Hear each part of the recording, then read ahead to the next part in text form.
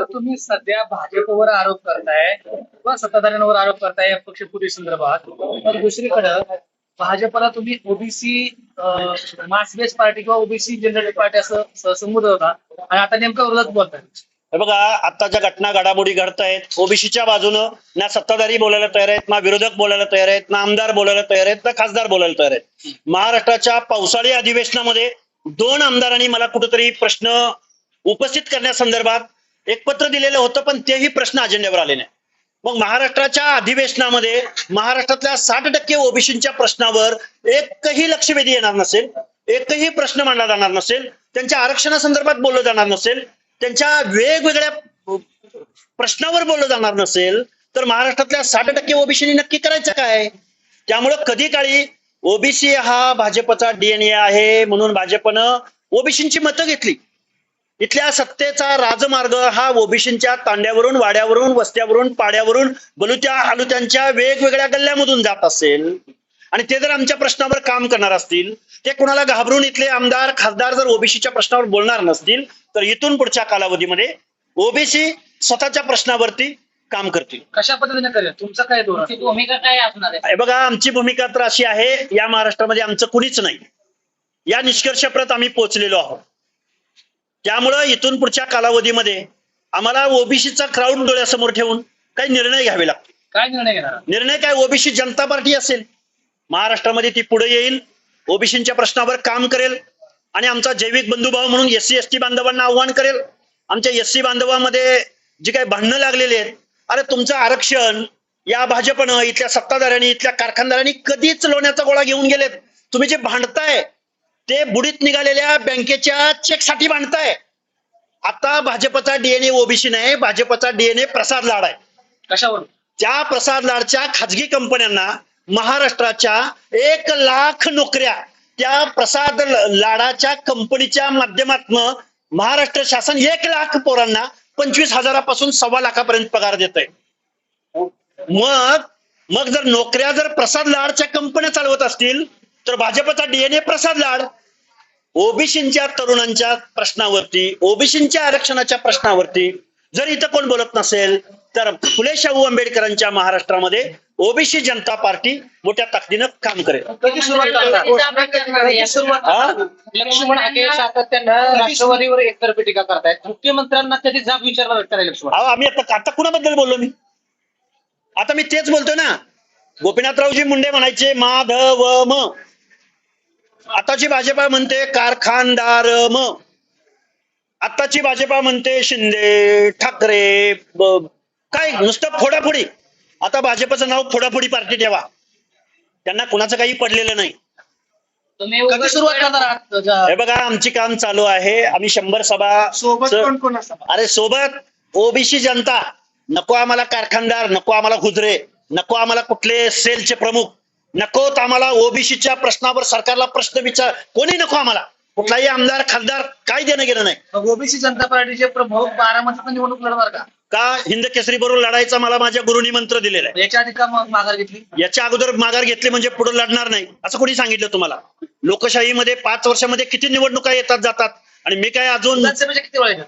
खूप वेळा येते. 5 वर्षात किती वेळा येतात? 5 वेळा. 1 वेळा येते विधानसभेची, पण इथं बाय इलेक्शन होती. 1 वेळा येते. त्या 1 वेळच्या निवडणुकीवरती प्रभाव टाकणार भूमिका आम्ही घेऊ ना.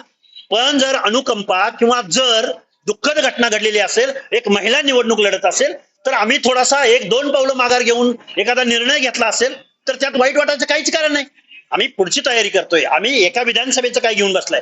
आम्ही खरा महाराष्ट्र विधानसभेत दिसत नाही.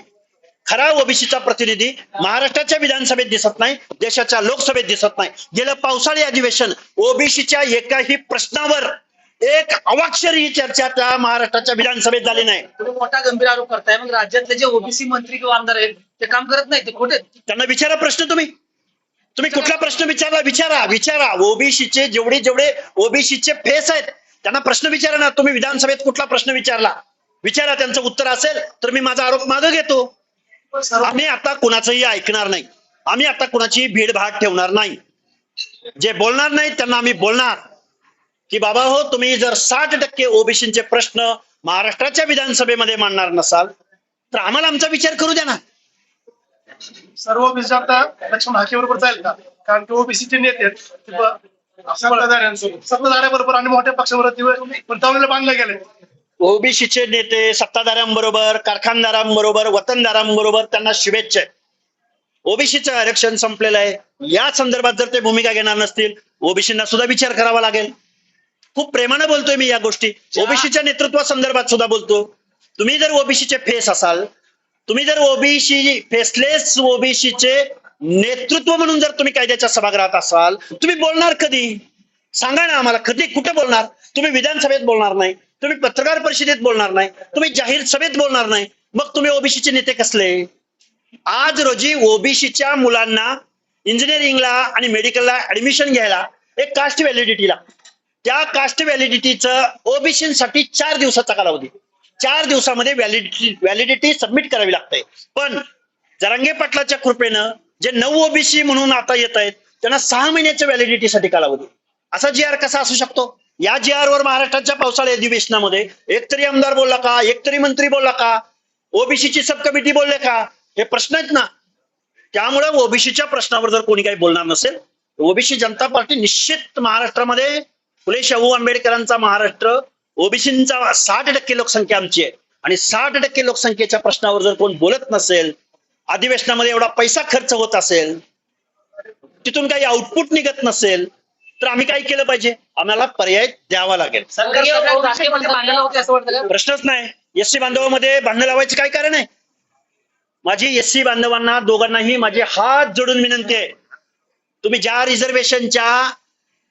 रिझर्वेशनसाठी भांडताय, ज्या भांडणातून तुम्हाला लाभ मिळेल अशी आशा आहे, अरे ते सगळे नोकऱ्या सगळ्या या इथल्या सत्ताधाऱ्यांनी आउटसोर्सिंगच्या माध्यमातून खाजगीकरणाद्वारे अरे नोकऱ्या कधीच संपलेत दादा. हो, स्वर्गीय उपमुख्यमंत्री अजित पवार ज्यावेळेस अर्थमंत्री होते त्यावेळेस तुम्ही अजित पवारांना टार्गेट करत होता, ओबीसीला निधी दिला जात नाही महामंडळाला.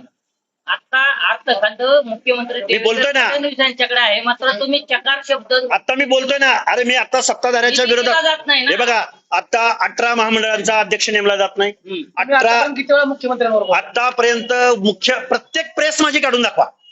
मी इथल्या सत्ताधाऱ्यांच्या तुम्ही नाव घेऊन माननीय देवेंद्र फडणवीस साहेब ओबीसीच्या नावानं, ओबीसीच्या वेगवेगळ्या जात समूहांच्या नावानं, त्यांच्या महामानवांच्या संतांच्या नावानं तुम्ही 18 महामंडळं घोषित केली. त्या महामंडळांना तुम्हाला अध्यक्ष भेटत नाही, त्याला कार्यालय भेटत नाही, त्याला एक साधा शिपाई भेटत नाही, त्याला 1 रुपयाची बजेटरी तरतूद मिळत नाही. या संदर्भात ओबीसीवरचा अन्याय नाही का? अन्यायचं मी काय बोलतोय तेच सांगतोय. ओबीसी वरती अन्याय होतोय, ओबीसीच्या प्रश्नावर बोललं जात नाही, ओबीसीला बेदखल केलं. आंदोलन करणार का मुख्यमंत्री? चालूच आहे ना, चालूच आहे ना, बोलणं चालू. केलं होतं. ओबीसी जनता पार्टीने स्थापना केली आहे. काय अजेंडा असतो. माझे महागुरु गोपीनाथराव मुंडे आहेत. तुम्ही आता सांगितलं ओबीसी जनता पार्टी टाकणार आहे, पण तुम्हाला वाटतं का काय? OBC अनेक महागुरु आहेत ना. चळवळीमध्ये ज्यानी सर्वसामान्य माणसांच्या लढाया लढल्या, ती सगळी माणसं आमचे गुरु असू शकतात ना. कोणत्या दिवशी पार्टी स्थापना करतात? अरे येऊ घातलेल्या कालावधीमध्ये हे तुम्हाला सगळं बघायला भेटेल. कुठे करा? आणि कुणाला तरी आमदार होण्यासाठी, कुणाला मंत्री होण्यासाठी, कुणाला मुख्यमंत्री होण्यासाठी, कुणाला खासदार होण्यासाठी, कुणाला MLC मिळण्यासाठी आमच्या पार्टीची घोषणा नसेल, तर सर्वसामान्य माणसांच्या प्रश्नावरती काम करण्यासाठी ओबीसी जनता पार्टीची घोषणा असेल. आणि कुणाचे लाड पुरवण्यासाठी, कुणाला मुख्यमंत्री होण्यासाठी अजिबात नाही. सोबत कोणाला?